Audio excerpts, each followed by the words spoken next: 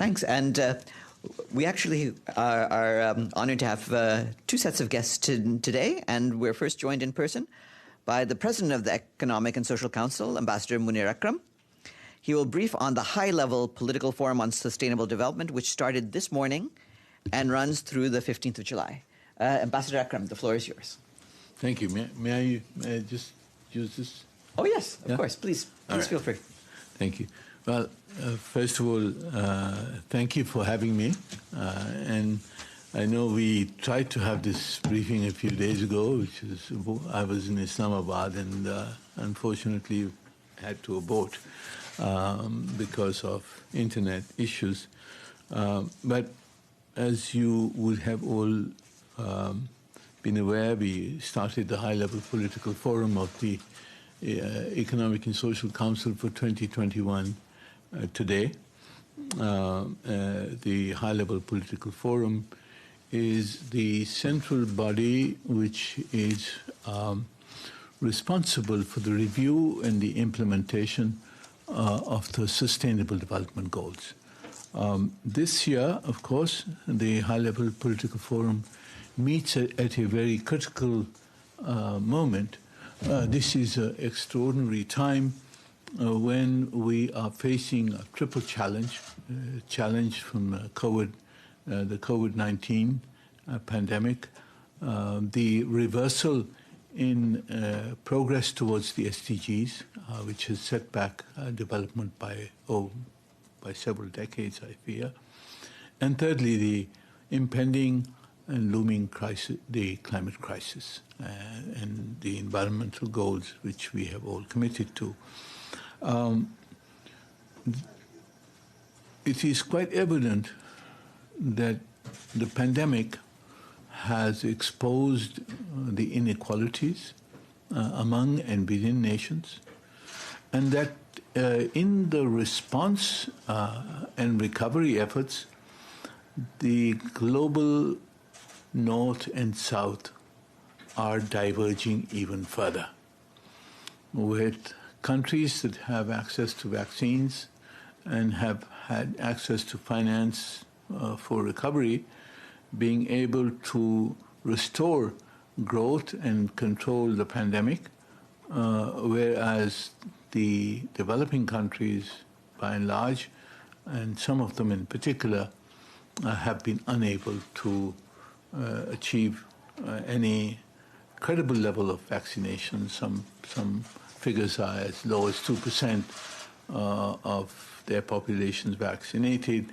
The projections that even by the end of the year, they would have only about 10% of their populations vaccinated, not even reaching the 20% most vulnerable segments of their population, and that if on present trend, some developing countries may not be fully have access to vaccinations of their populations even 2-3 years down the line. So this is obviously an unacceptable situation, not only ethically, morally, or even politically, but because the virus, if we do not contain it everywhere, it will mutate. As we have seen, it has mutated, and it could mutate into forms that could return to countries that are vaccinated against earlier versions of the virus, and we would go through the whole cycle once again. So the very trite saying we have, no one is safe until everyone is safe, is in fact true, and the virus could return unless it's controlled everywhere. Similarly, the economic impact, if the global economy diverges even more, developing countries are left behind. The projections of growth in the developed world, I think, will have to be moderated, and a global revival is unlikely so long as large parts of the developing world remain in recession or in stagnation, with some of them defaulting on debt, a lot of them going into reversal in terms of rise in poverty, rise in hunger, with leading to social unrest, to migration, to conflict, etc. So this is the context in which we are meeting. There is at the same time a sense that we have had some examples of solidarity expressed during this crisis, solidarity in terms of support for vaccines, financial support. There is a proposal for the creation of $650 billion in SDRs, which would be an important and historic development in the financial system. There has been debt relief. There is talk about larger financial support to developing countries. So there are examples of solidarity, but so far this is not going to be sufficient to address the needs of the developing countries. There is also considerable optimism that we could turn this crisis around into an opportunity if the investments that can be generated, will have to be generated for economic recovery, if these investments are directed towards a sustainable development, towards a green global economy in the future, so that we could recover from the crisis and at the same time address and achieve the climate and biodiversity objectives. This is obviously the optimistic scenario. I think the discussions that we will hold over the next 10 days or so will cover a huge number of issues, from poverty and hunger, implementation of the SDGs, the patterns of production and consumption, social protection, the special situations of the small island developing countries, least developed countries, landlocked countries, mobilizing science and technology, role of the civil society, role of private finance, and so forth. We will try to reach conclusions through thematic reviews of several of the SDGs, and we will also be looking at the virtual national reviews of 43 countries who will present their national reviews, and on the basis of that, some conclusions will be drawn in our discussions.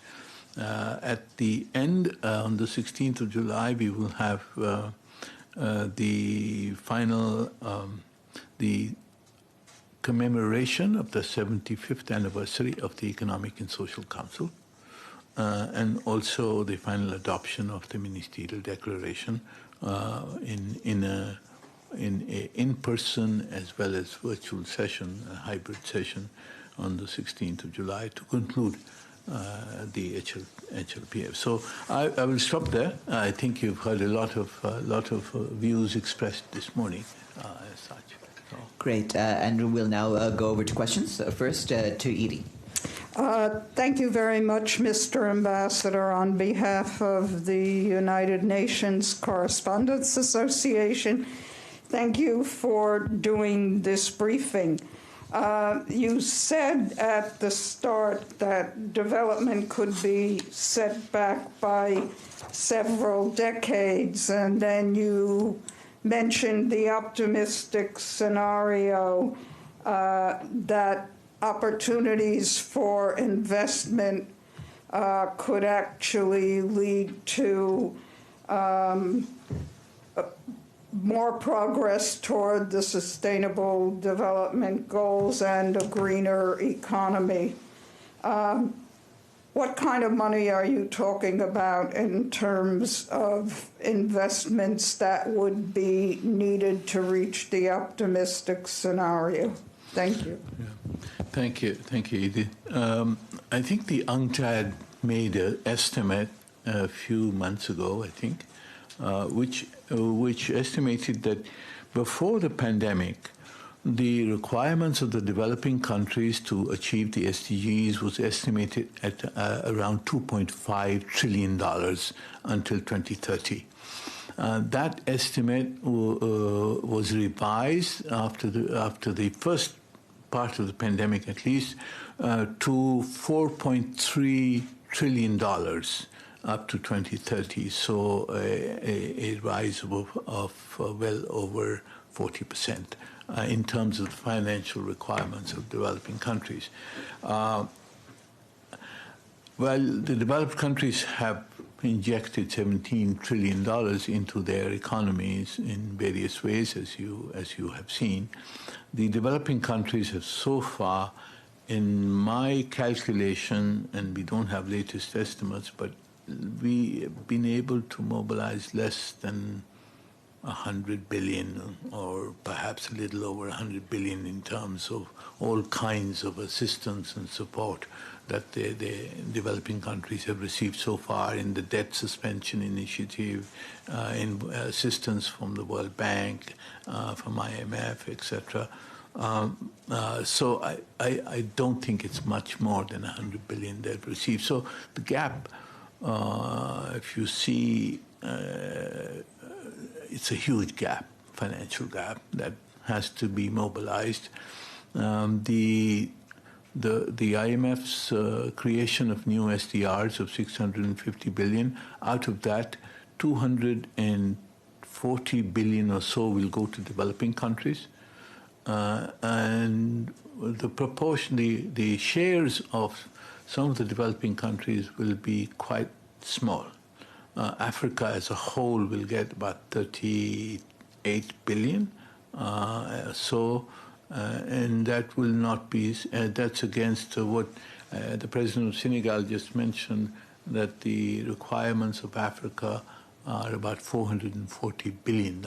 So less than 1/10 of what Africa requires will go through this SDR creation. Therefore, there is a call for reallocation of SDRs from the richer countries, the unutilized SDRs of richer countries, to be reallocated to the needy developing countries. This is a proposal, I think, that the managing director of IMF had committed herself to make to the board.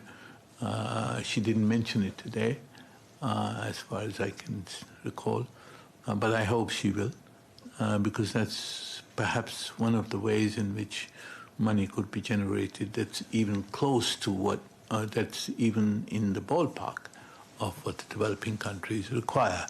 But, we still hope that the official development assistance will be increased.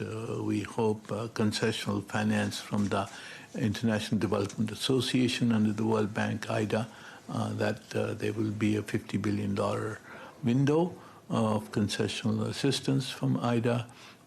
We hope that the multilateral development banks will be able to enlarge their lending to developing countries, and that the IMF will also set up some funds which can provide concessional or near concessional finance to developing countries.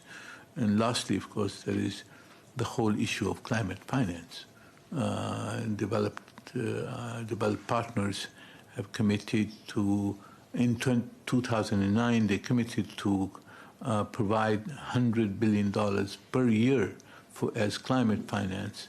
Well, it's now 2021.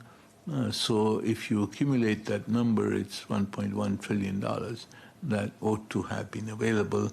We hope that, I think developing countries will press for that, especially at the COP26, for the developed country partners to live up to that commitment.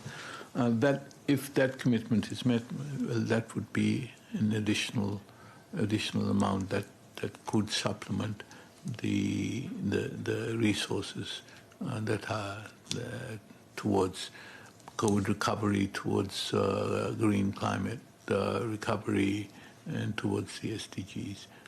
But still, I think the gap that's staring at us in financial terms is huge. Okay. Toby? Thank you very much, Mr. Ambassador, for the briefing. Can you just talk a little bit more about how global development could really be set back, as you've said, by COVID-19? What does this mean for the SDGs in the broadest sense, what we've just lived through this past year? Can you characterize it for us a little bit from the point of view of ECOSOC? Thank you. Thank you very much.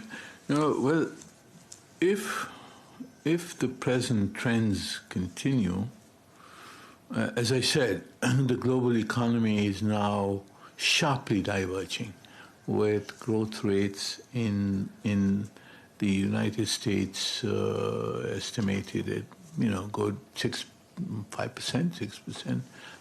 for 2021, and then perhaps moderating next year. And I think in Europe as well, slightly lower, but definitely a sharp recovery is possible on present trends, with populations being vaccinated, economies being open, and the financial stimulus packages being deployed. As I said, $17 trillion have been deployed in the richer countries. On the other hand, in the developing countries, especially South Asia, Sub-Sahara, and some of the poorest areas, the vaccination rates are very low. Access to vaccines is a challenge. Therefore, so long as the vaccinations do not take place, the economies cannot fully open up, and therefore economic activity is delayed. At the same time, they do not have access to the financial resources required to invest in reviving their economies. So growth rates are projected to be quite stagnant, if not negative. Last year they were negative. This time they may be marginal growth, 2%, 3%, as such. But what it means for the SDGs is basically, I think the IMF managing director in her statement this morning said, as far as Nigeria is concerned, the achievement of the SDGs could be delayed by as much as 10 to 15 years.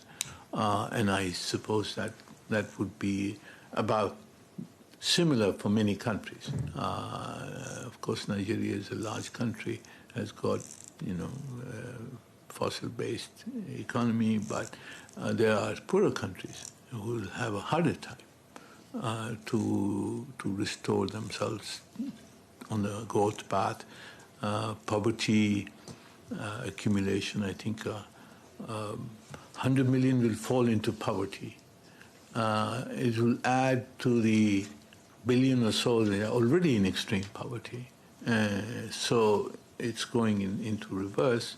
So SDGs probably, unless the trend changes, unless there is a huge action on vaccine equity and vaccine coverage, universal, and huge action on financing the recovery in the developing countries, the SDG achievement on the present trend is likely to be delayed by as much 5 years for some countries, 10 years for other countries, 15 years for some other countries. James. So, it's a pretty depressing picture here. The Sustainable Development Goals, they are goals with an end date. You are saying that they will not be met, and they will not be met potentially by a decade or more. Can you be clear about that? And if I may, while you're here, ask you a question with your other hat, as well as the president of ECOSOC. You are clearly the permanent representative of Pakistan. With regard to Afghanistan, there were supposed to be talks with both sides taking place right now. Instead, things are playing out militarily, and the Taliban are making significant gains. What is Pakistan's view of current developments in Afghanistan? Thank you. Thank you, James. I didn't come prepared for the second question, but I will of course, try to respond.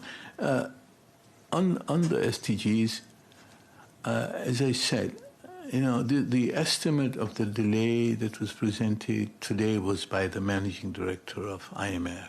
And she said that we have reviewed 4 countries, I think it's Nigeria, Pakistan, Rwanda, and I forget one other country. And for Nigeria, she said the delay would be about 8-9 years. Rwanda, I think 4 or 5 years. Pakistan, she didn't mention, but probably, would be similar in a similar situation. Although we are trying our best, despite all the constraints of the IMF, et cetera, to try and generate capital from internally domestic sources, floating green bonds, floating bonds, in order to generate capital. But on present sort of trends, unless these actions are taken, vaccine equity and financial equity, I think we're looking at a dismal, it's quite a dismal, dark picture as such. Now, on Afghanistan, James, let me say, our policy, as you know, our policy has been to facilitate the talks. We put together the U.S. Taliban talks, facilitating an agreement. It was a difficult process and a difficult agreement with all of that. And then we facilitated the intra-Afghan talks. We brought them together in Doha. I think Pakistan working with the U.S., with the Russians, with the Chinese, we brought them onto the table. There was a roadmap agreed. Our hosts in Doha were facilitating that too. And then, of course, you had, there were controversies about implementing the agreement or not, who did what to whom kind of stuff. But then you had the U.S. Policy decision to withdraw without awaiting any conditions. It was always presumed that the U.S. withdrawal would be linked to the evolution of a peace agreement in Afghanistan, and this would be in lockstep. The progress on the peace and progress on the withdrawal would be correlated. But obviously, once the Biden decision was made, there was no correlation. There was a deadline of withdrawal, and I think this development disincentivized both sides of the equation to try and reach an agreement. On the one hand, I think the people in Kabul felt some people in Kabul felt they had a new lease of life.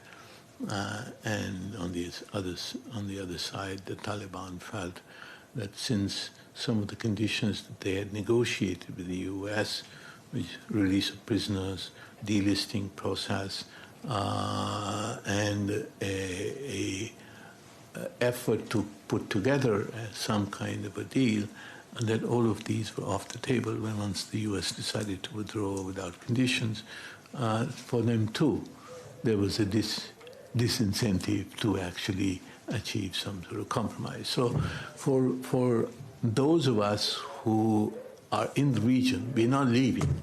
We can't leave.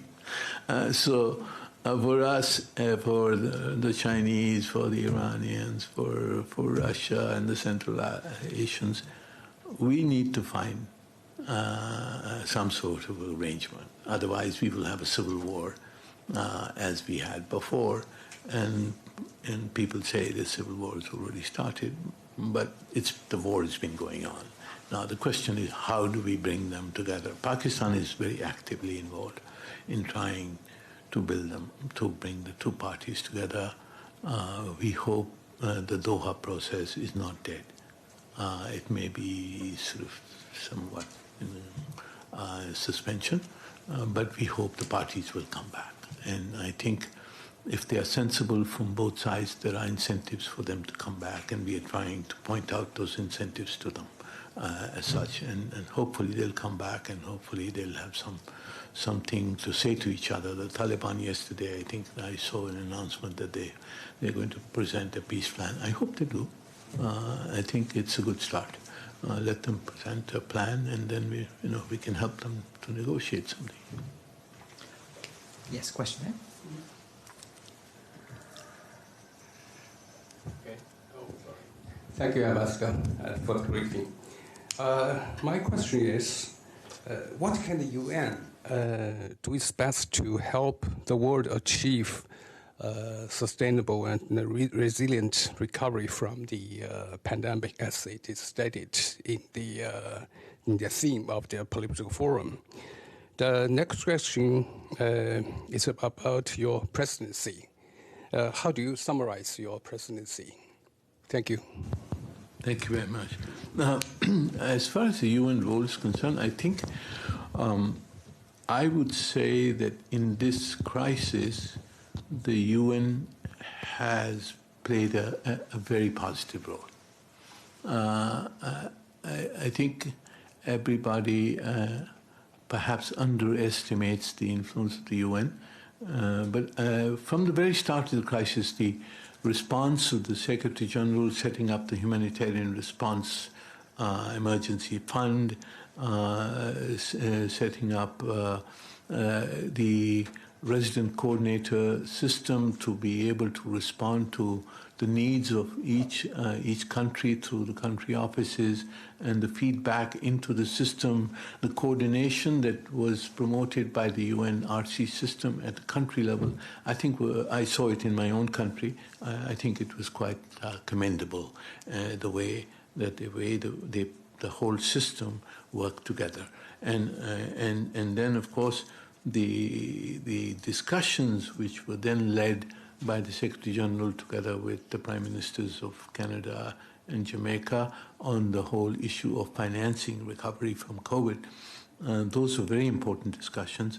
I think in the absence of those discussions, we certainly would not have had this decision to create the new SDRs. I think that was one of the consequences of the political push from that group that led to that. And I'm very proud that my Prime Minister played an important role in first proposing a debt initiative, then proposing creation of new SDRs, and eventually we have some result. That's the biggest sort of sign of optimism I see in terms of financing the recovery. So the UN has played a good role. I hope that it will continue to play that role, continue to press for the fulfillment of the commitments made by the developed countries, not only on the vaccine issue, but also on the financing issue. Now, those are the two key things that we need: a commitment to universal vaccination, a commitment to equitable and universal financing of the recovery. My presidency, I think I would not exaggerate. There's a new president of ECOSOC every year. This was, of course, an extraordinary time. And it was unfortunate in one sense. Most of our meetings were virtual. But it was fortunate in the other sense that it was a historic time. It was a time when I think ECOSOC could make a difference, tried to make a difference, and probably, and when we have an analysis down the line, probably did make a difference in terms of promoting some of the main aspects of the response that we need. On COVID, we had a very important discussion. On financing, we had several discussions. On on the disadvantaged countries, the LDCs, the SIDS, the landlocked countries. We had very important discussions and formulated the messages that were required to be heard by the world. We've had important initiative on promoting investment in sustainable infrastructure. I think one of the decisions we've taken is to extend the investment fair, which is held every year during the Financing for Development Forum, to extend it and make it a year-round forum where developing countries can bring projects to be shown and discussed with the private sector. After our decision to extend this investment fair, at least 15 developing countries have approached the investment fair with projects for investment, and these are concrete ways in which the ECOSOC can be helpful in developing countries. It is my hope also that even after my presidency, that the proposal I put forward for a high-level dialogue, a multi-stakeholder dialogue between bringing together the international agencies, bringing together donors, as well as countries seeking investment, as well as the private sector, that all of them, that we can form a multi-stakeholder forum where we can discuss how to connect the public sector money with the private sector money, because without the private sector money, at the scale of investment that is required, $1 trillion annually in developing countries in sustainable infrastructure, unless we connect the private sector with the public sector, we will not get the volume of resources that are required for investment in sustainable infrastructure. The UN system, through the model of this investment fair, can help developing countries build projects, formulate projects which can be connected to the private sector. And I think the UN could lead the way for many institutions in bringing together the public and private sector. So I hope that will see the light of day. It has had some resistance from established quarters, but nevertheless, I think this is an initiative whose time has come. Before we turn to any further questions, I've been informed that one of our other guests for today's briefing has another appointment very quickly, so I'm going to give him a chance to talk to you. So without further ado, here are some remarks from Liu Zhenmin, the Undersecretary General for Economic and Social Affairs, who is going to talk about key findings of the 2021 Sustainable Development Goals Report. Mr. Liu, the floor is yours.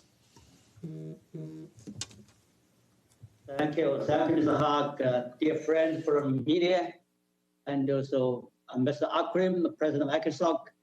So it's ladies and gentlemen, it's really a great honor for me to join you.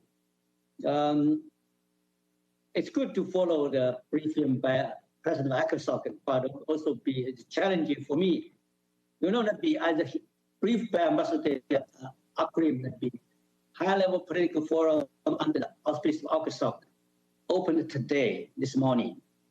At the opening, I presented to the forum the Secretary General's annual report on the progress of the SDGs. Of course, that's the annual report mandated by the General Assembly and by the ECOSOC. It'll be printed in white and black report. Based on that, DESA has also produced a Sustainable Development Goals Report 2021. This is our public publication by the UN to share with the media, with the public, all the member states, and all the civil society and academia, what we see the progress of the Sustainable Development Goals for the past year. So I'm honored to join you and have share some ideas and some. I'm joined by my colleague Francesca Perucci and also Yongyi. They are going to also elaborate some details.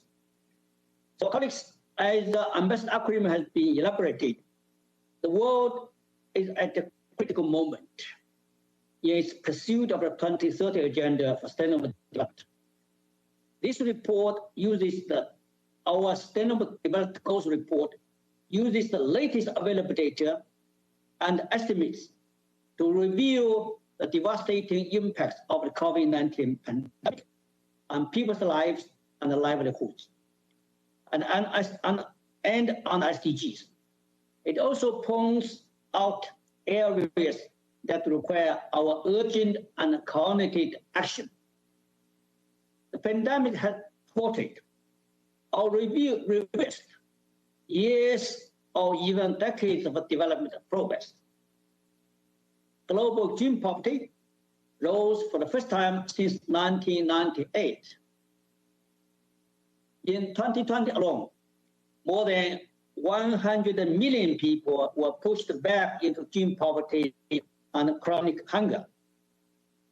Estimated 8.8% of total working hours were lost, equivalent of 255 million full-time jobs lost, and it's difficult to get back again.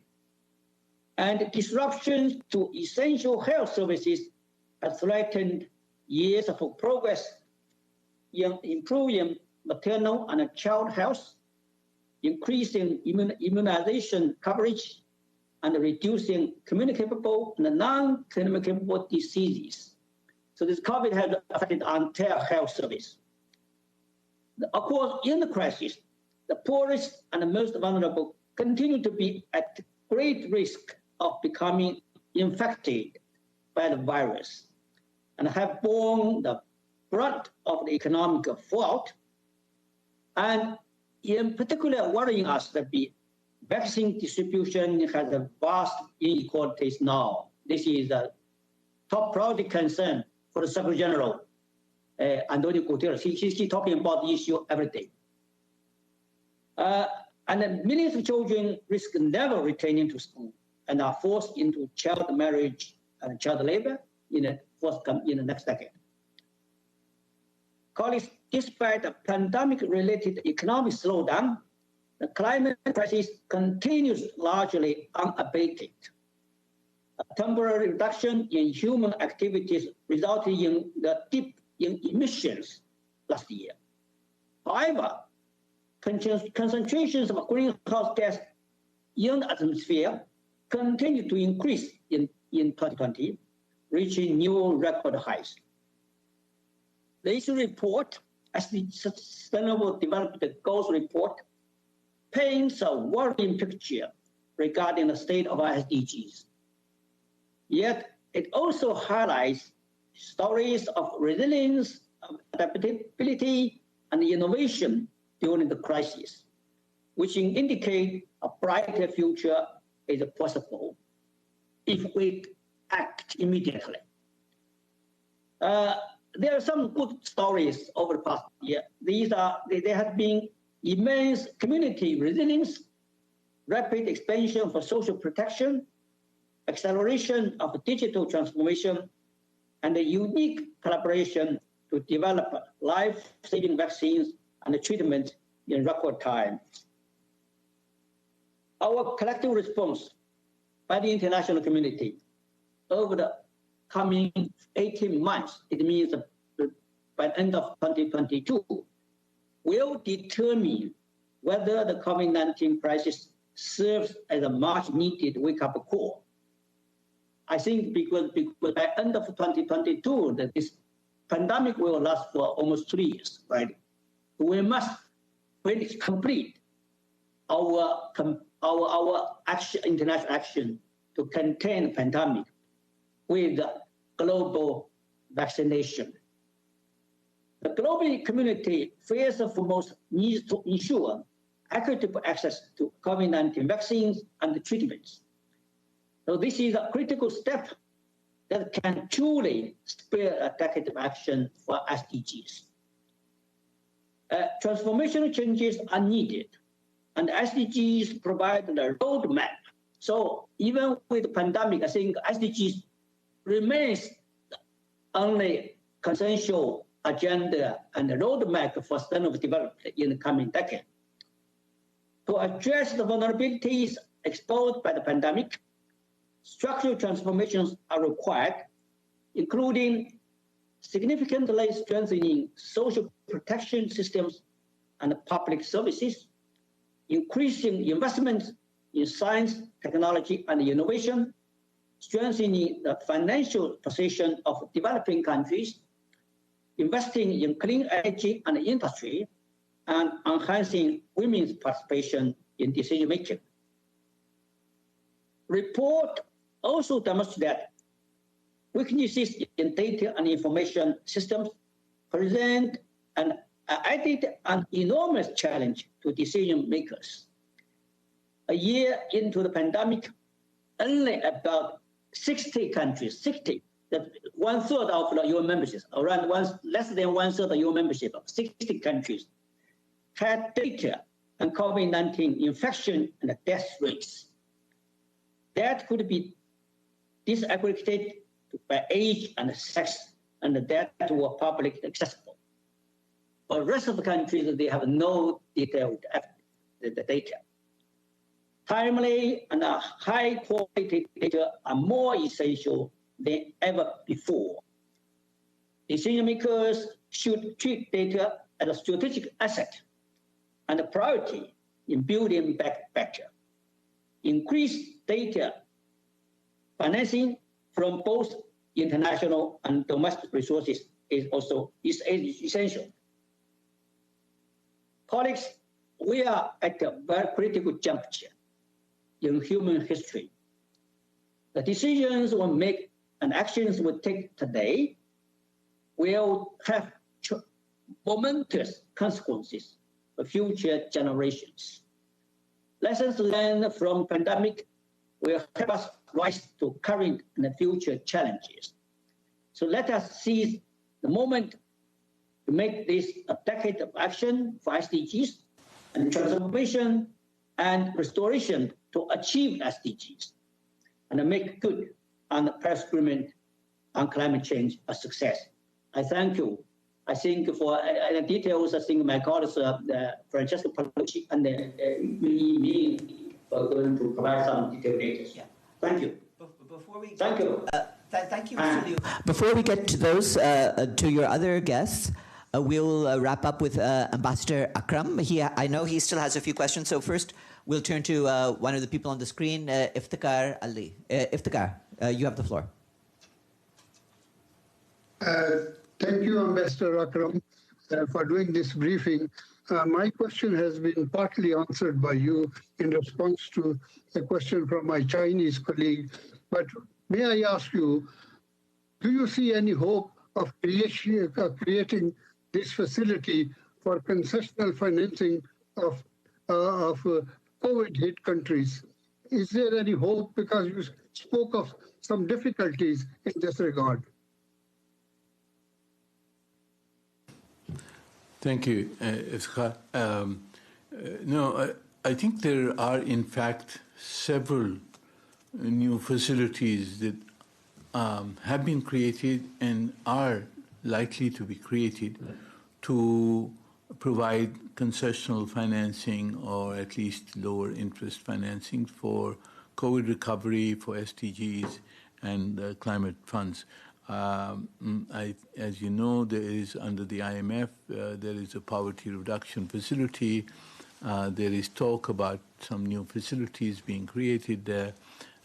It's possible that the International Development Association, the IDA, could be enlarged up to $50 billion after the creation of the SDRs.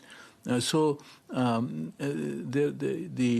are various other multilateral development banks, Asian Development Bank, AIIB, there is the OPEC Fund, the Islamic Development Bank. Several institutions are active and would be probably providing new money for COVID recovery.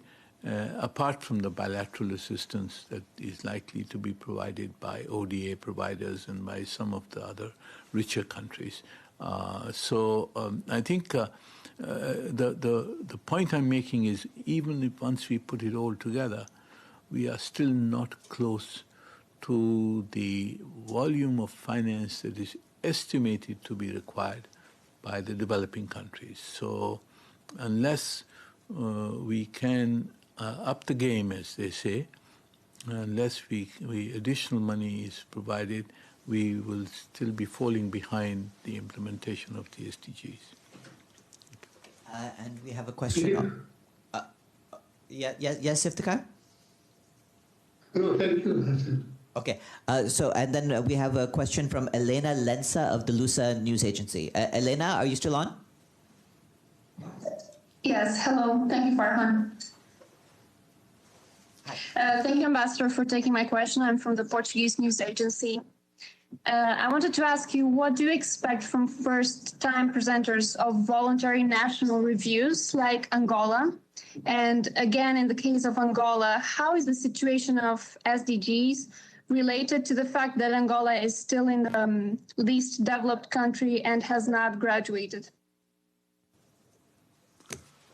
Thank you. I think Angola is one of the countries which is presenting its VNR, and expect that this VNR will reflect pretty much the development challenges that many other developing countries are facing. Angola, of course, is a very unique country. It's a least developed country, although it's also an oil-producing country, and therefore unique economy. It was supposed to graduate from the LDC status, but because of COVID and because of the pandemic, I think its graduation is probably going to be delayed. But the VNR is about to be presented in the next couple of days, and we look forward to a discussion with Angola on its VNR. I'm sorry, but being a first-time presenter, is it any different from any, or is it more important? Is it an important event? Yes, of course. I think VNRs are taken very, very seriously by the countries who are presenting, because it not only points out the challenges and difficulties and the policies they have formulated, but also their expectations of cooperation and support from the global multilateral system and from bilateral partners. So I'm sure that Angola would attach importance to its presentation, and it would identify where it's looking for cooperation from multilaterally as well as bilaterally. And, thank you. Okay, thank you. And Carla? Thank you. Ambassador, first of all, thank you for the briefing very much. And thank you especially for presenting realistically the potentially dire consequences to the developing world, but ultimately that will infect the developed world as well. Now, one of the sources of financing for the SDGs that was discussed years ago was taxation. And I'm sure that you have seen Maureen Dowd's column about 2 weeks ago in the New York Times describing the American taxation system as obscene because the very wealthiest pay zero taxes. And this amounts to trillions of dollars, which, if provided for the SDGs, would speed up the achievement. So what, and this is the case throughout a lot of the developed worlds, what methods do you have to persuade, shall I say, a more generous and altruistic behavior on the part of these countries? Thank you. Thank you very much. No, I think you raised a very important point about taxation.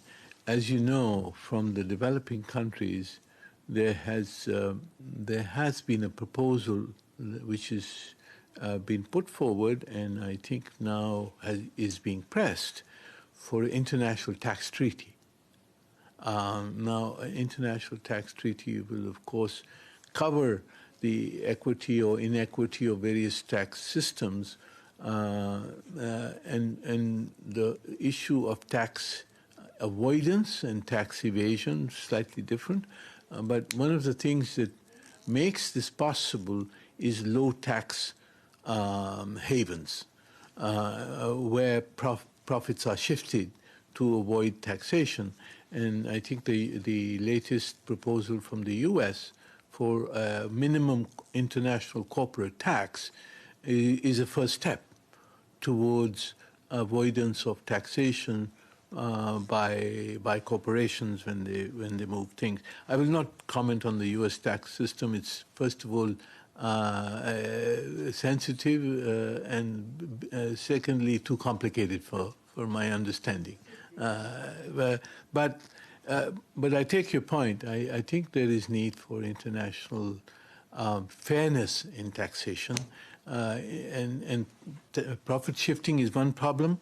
The other problem nowadays is of how to tax the digital transactions, which are not being taxed at source, where they are generating profits in some countries but paying tax somewhere else as such. So there are a whole bunch of issues. I think it will be difficult to get full agreement on an international tax treaty, but that should be our objective. There are also some far-reaching recommendations in the FACTI panel. If you're familiar with the financial, the task force that was set up last year and has come forward with a report on financial integrity, which has 14 very important recommendations, which hopefully will see the light of day.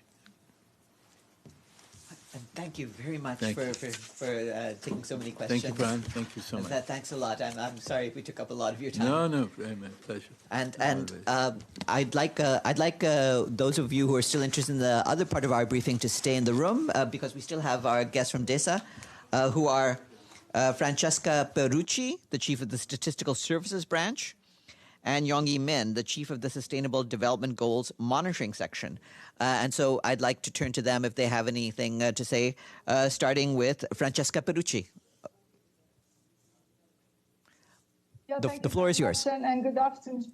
Thank you. Good afternoon, everybody. I think in the interest of time, I will just say very, very few and short remarks. I wanted to focus the attention today as we launch the Sustainable Development Goals Report 2021 on one important aspect, that we still do not have the data that we need to inform all our policies and decision-making, as it was just mentioned by Undersecretary General Mr. Liu.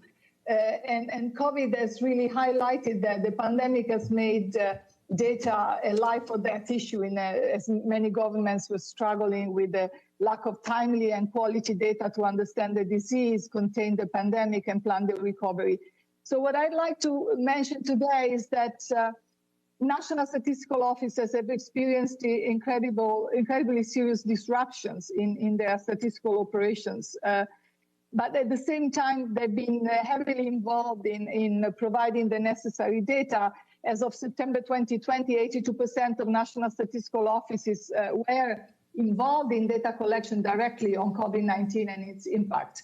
But the distractions have been really undermining their capacity to report on the SDGs in particular. What I'd like to focus is also on the data availability that we have on the database, the global SDG database. We've seen overall improvements, but we also see that there are still serious data gaps, especially for some of the goals. On Goal 13, for instance, climate action, Goal 11 on cities and communities, Goal 16, Goal 12, Goal 5.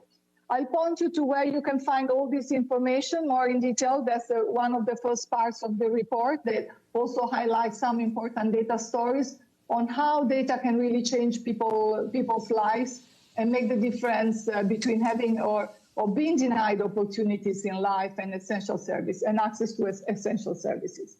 So I will stop here and pass it on to, with your permission, to my colleague Yongyi, who can point you to some key facts and where to find the information on the report. Thank you. Thank you. Yongyi Min, over to you.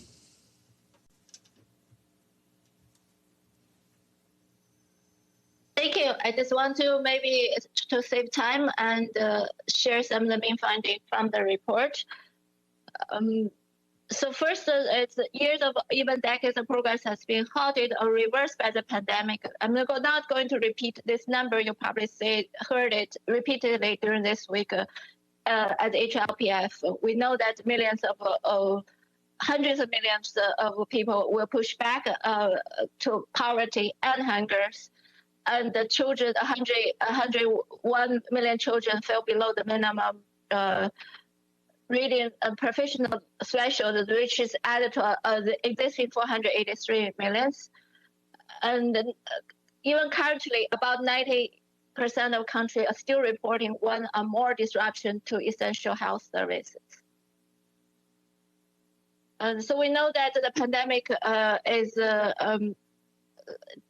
expose and intensify inequality within and among countries. So women and children are facing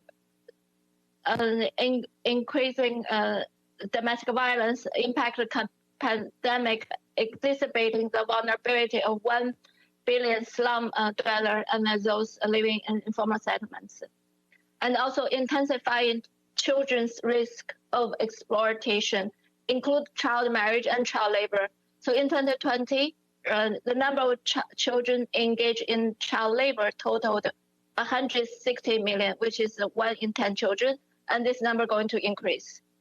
And we know the vast inequality exists in vaccine and distribution, and the Gini coefficient expect to increase by 6% for emerging markets and developing countries.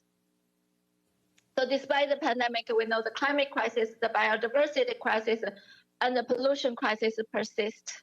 And climate crisis is fast approaching, and concentration of major greenhouse gas continue to increase despite the temporary reduction in emission in 2020.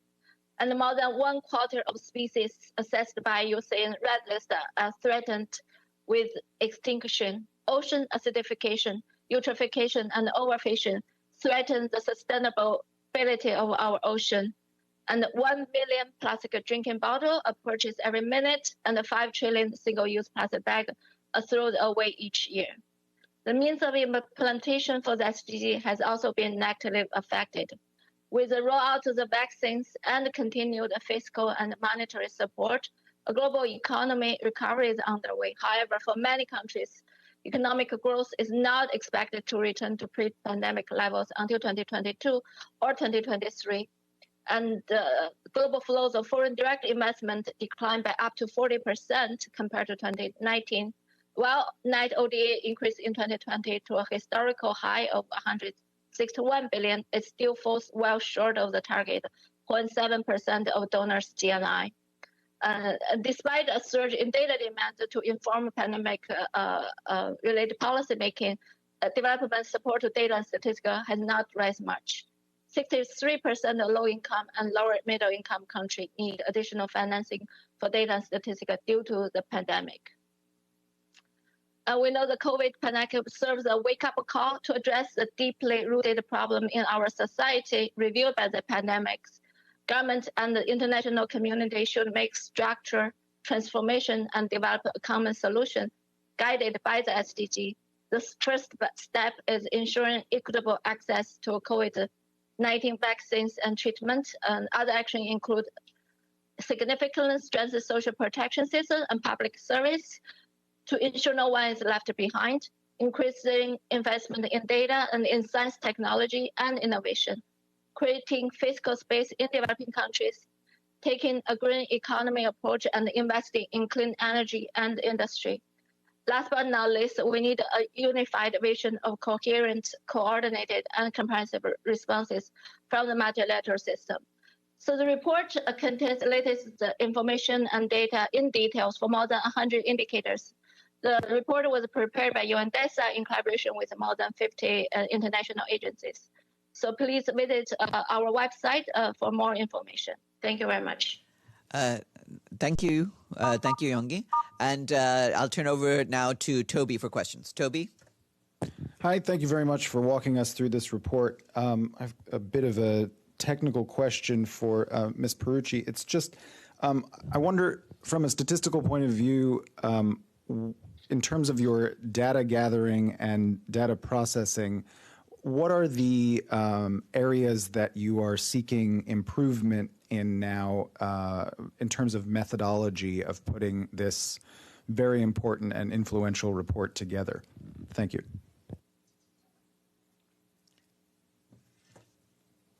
Please, either of you. Thank you. Yeah, that's a very important question. What we're focusing the attention on is, first of all, the experiences that we've seen from National Statistical Office during the pandemic. As I mentioned briefly earlier, National Statistical Offices have really stepped up to the challenge and have approached the data collection with new data solutions, with new methods. They have in particular tried to supplement the lack of face-to-face data collection with alternative methods, both from the point of view of use of web-based or telephone-based surveys, but also integrating new data sources, such as administrative data sources, geospatial information, health observation, remote sensing, etc. So those are the areas where we are trying to focus more, helping and working with national statistical systems to make a better use of these new systems and making the lessons learned throughout the pandemic something that we can invest on and build on in the future.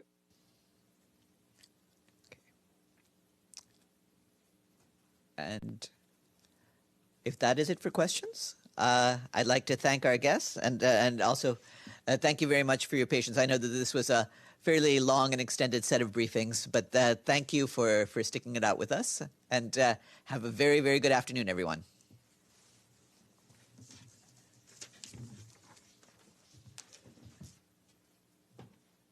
Thanks, Farhan. That was a long one. Yes. Well, it was kind of a 2-in-1.